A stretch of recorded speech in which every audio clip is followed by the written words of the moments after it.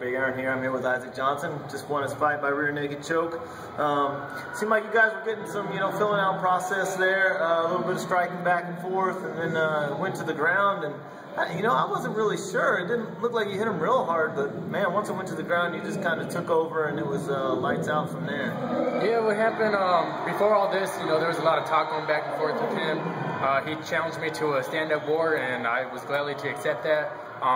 He came out, I knew he was going to swing wild. He was a street brawler, so I knew he was going to swing really wild as long as I kept my technique to a minimum and came forward and just implemented my game plan. I knew everything was going to work out. So when I got it to the ground, though, I roll with some of the best guys here at altitude, and they teach me. We work all day just about defenses, and I was able to get out of the guillotine that he threw in on me, and I worked around it, and we stood back up, and I think he gave everything he had in that one, and kind of tired himself out, so I was able to capitalize on that. I saw him kind of break a little bit, and that's when I just went in for the kill and just put everything on the line for that.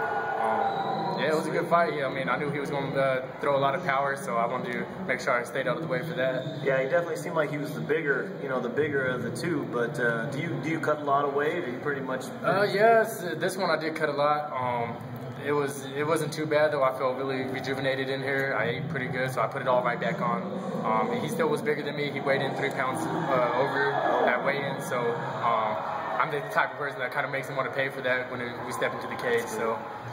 Well, awesome. That was a great victory. You pretty much took all the questions right out of my mouth. That was great. Good interview. Nice. So go ahead and thank your sponsors. And yeah, I want to thank Eating Temptations, one of my tattoo sponsors, of course, Altitude MMA, for all the coaches, everybody that's out there.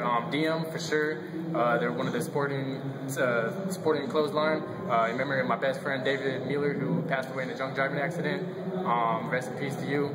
And Independent Records, Performance MMA, Raging 8 too. Thank you guys for everything you do, and I'll be back.